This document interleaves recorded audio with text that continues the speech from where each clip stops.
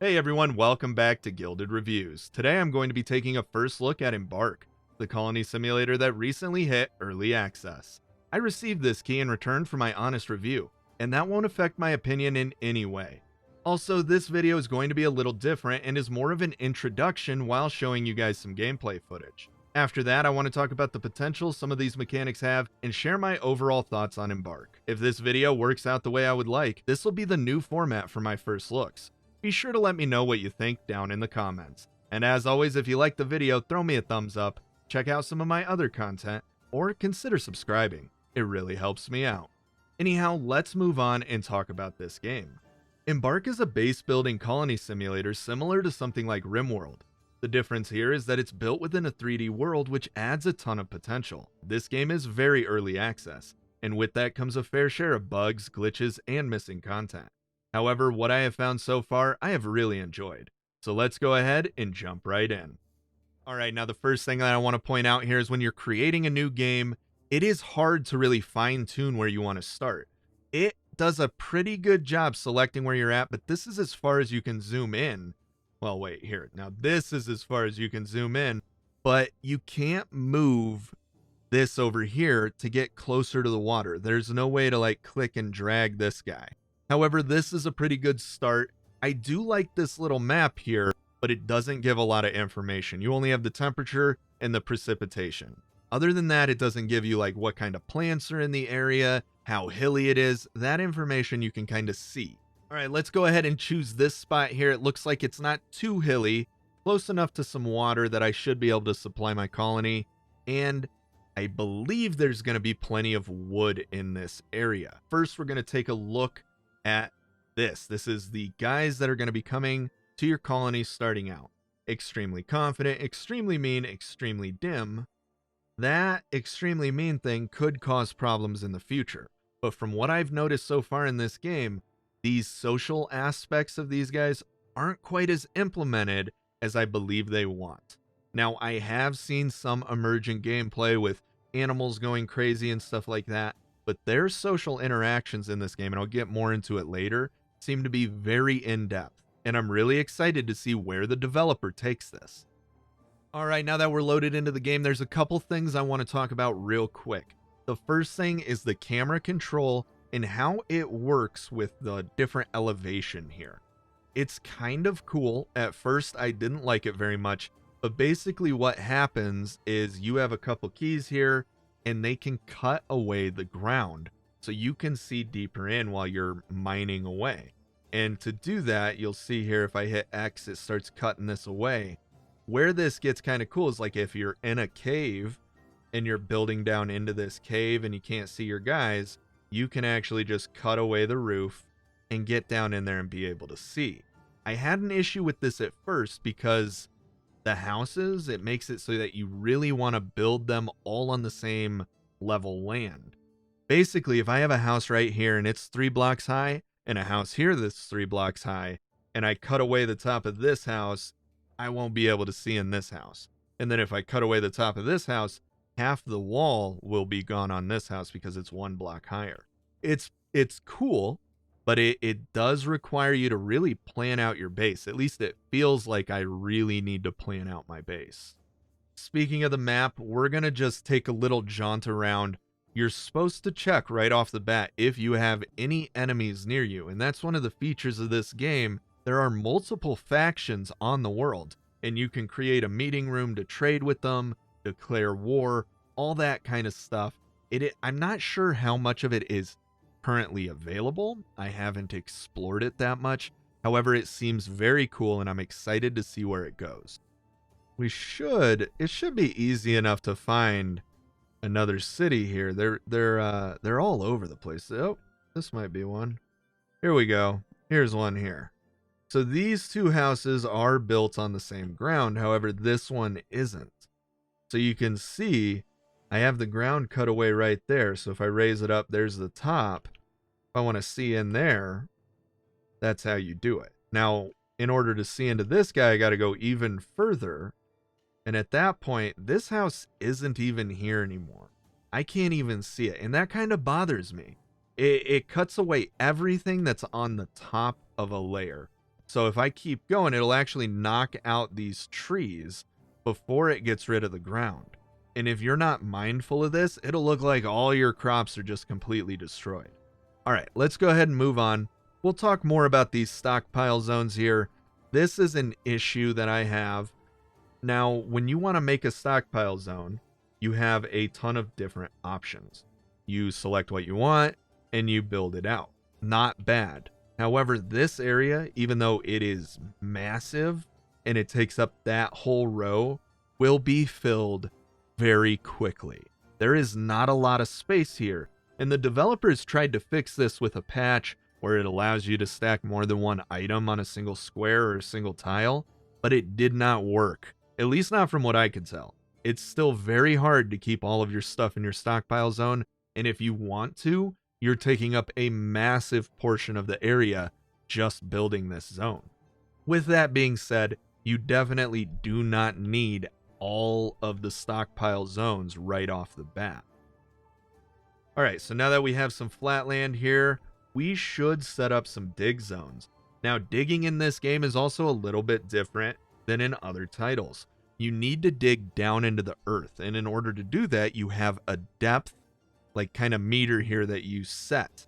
If I do 3, it'll actually dig 3 in all the way down into the ground where you can't see it, and you can use the cutaway to get an idea of how deep that goes.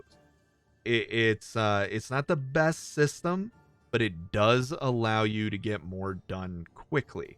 So if I set it to 2, that's the height that I want there because I want it to all be even with my stockpile zone. These guys are too high. I can grab it, select this, right? And just mine all that out. It won't go under the ground. It's actually not bad. You can see the ground didn't get selected there. If I were to do it over here, same kind of thing. It's just selecting those. Just be careful though while you're selecting stuff. If I were to click him, it would dig 1 down. I have to go back to this guy and then drag it across in order for it to select the right amount. Pretty easy to figure out, but a little confusing at first if you, especially if you've never played one of these games. And that's kind of going to be a defining factor here, is there really isn't a great tutorial to give you an idea, and it introduces enough new elements that even if you've played RimWorld or something similar, you will still have problems. The other thing you're going to want to do when you first get started is set up your farms. Very easy. Just make sure you keep an eye up here in the corner. This is where you select what kind of plants you want to put down. All right, now that this is started, let's go ahead and start building a couple crafting tables. First thing we're going to build is this guy. This is the research station. You can turn stuff, all that, design it however you want. So it looks like we have a mason that is building stuff. That is always good. I always seem to have an issue with people refilling dirt or building the houses. They seem to get stuck. And I think that's part of the AI thing. It has to do with this job section, which, by the way, is missing quite a bit of tutorial type stuff. There's no indication as to what's the priority, if it's a higher number or if it's a lower number. You just kind of got to figure it out by trial and error. In this specific game, the higher number means a higher priority. So if you want somebody to definitely take care of something, crank them up to 6. However, that doesn't mean they're going to do it. And once you get more jobs going, once you get more stations out, your guys will have a harder time keeping their jobs situated. They will just completely ignore stuff. So it looks like I'm under attack here. Let me go ahead and zoom into this location. We got wolves near us. This is a pain. These wolves are going to kill her. I don't think there's anything that I can do about this yet. I don't know. I could send my other guys out here, but they suck, you know? So I don't know. I could set these guys to be hunted and maybe set all of my jobs to hunter. Maybe they'll come out here and kill these guys, but I don't know if they will. This is the first time I've ever had my guys come back somebody up. And the wolf pack's probably going to kill all of my guys. Yep. And unfortunately, I've just lost 20 minutes of work and I can't really show you guys everything I wanted to. So because of that, let's go ahead and just load into one of my other games where I've set up some of this stuff. All right, here we are. We're loaded into my other game. Let's take a look around. As you can see, these stockpile zones just completely filled up. This is just like a starting stockpile zone. I'm going to need to have like 3 of these things by the time I'm done. At least it feels that way. Maybe all this stuff gets used up and you don't need it anymore. But I don't know. So let's go ahead. We got a couple extra crafting tables here.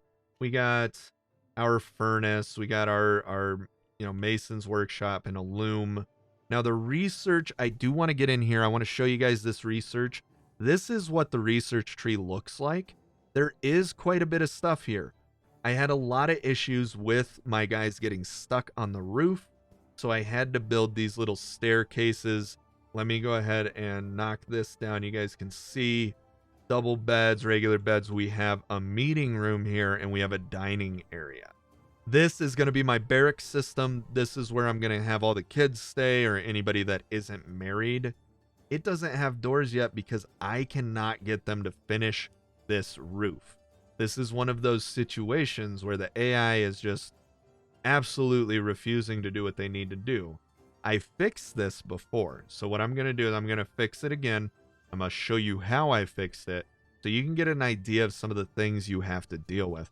All I did was go in, delete all the previous blocks I had, re-put those up, and my mason should start heading over there like right away.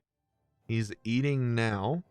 The mason's going to eat. There is also, just to point out, there is also a time control here. You can move it up, get them moving a lot quicker. So the mason still isn't doing what he needs to do.